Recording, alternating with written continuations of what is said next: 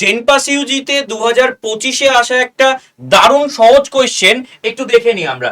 কি বলছে? আলোর সমবর্তন দ্বারা প্রমাণিত হয়, অর্থাৎ পোলারাইজেশন যেটা আমরা বলি, কোনটা প্রমাণিত হয়? আলোর কণা প্রকৃতি, আলোর কোয়ান্টাম তত্ত্ব, আলোর অনুপ্রস্থ বা তির্যক তরঙ্গ, আলোর অনুদৈর্ঘ্য তরঙ্গ। তো এটার সঠিক উত্তর কি হবে?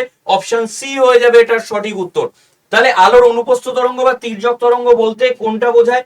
ধর এই একটা, যদি আমি গার্ডারকে দু প্রান্তে টান টান করে বেঁধে নিই, কেমন দিয়ে এখানে একটা কাগজের টুকরো বেঁধে দিই, তাহলে কি হচ্ছে? এখানে এরকম একটা ওয়েভ তৈরি হচ্ছে বা তরঙ্গের সৃষ্টি হচ্ছে। মানে যদি গার্ডারটাকে এরকম আমি টানি, তাই তো, তাহলে এরকম একটা তরঙ্গের সৃষ্টি হচ্ছে।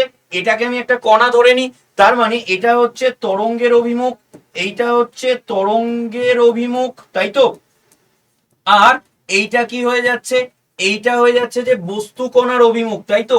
এটা হয়ে যাচ্ছে বস্তু কণার অভিমুখ, ঠিক আছে।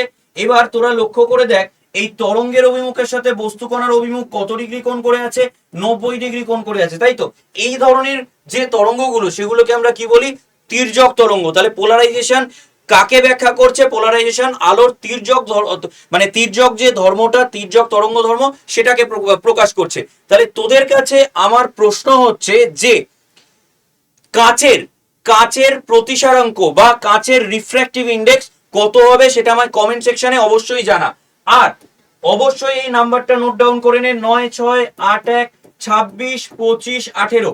এই নাম্বারে তোরা যদি আমায় হোয়াটসঅ্যাপে হাই পাঠাস, তাহলে অনেকগুলো হোয়াটসঅ্যাপ গ্রুপের লিঙ্ক যাবে।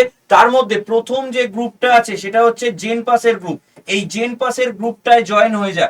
কেন জয়েন হবি? তার কারণ এই গ্রুপটাতে আমি সমস্ত আপডেটেড পিডিএফ, ক্লাসের লিঙ্ক থেকে শুরু করে ক্লাসের ফ্রি পিডিএফ এবং এরকম সুন্দর সুন্দর কোয়েশ্চেন সমস্ত কিছু কিন্তু আমি গ্রুপে প্রোভাইড করি। তাই অবশ্যই কিন্তু গ্রুপ জয়েন হয়ে যাওয়াটা মাস্ট। এবং অবশ্যই আমাদের এই আড্ডা 24/7 বেঙ্গলির যে স্মার্ট স্কুল চ্যানেলটা, এটাকে সাবস্ক্রাইব করে রাখ, যেটা তোদের জেন পাস বা যে কোনো এক্সামের জন্য প্রচন্ড হেল্পফুল হয়ে দাঁড়াবে। Thank you. সবার সাথে দেখা হচ্ছে পরবর্তী এরকমই কোনো সুন্দর ভিডিও নিয়ে।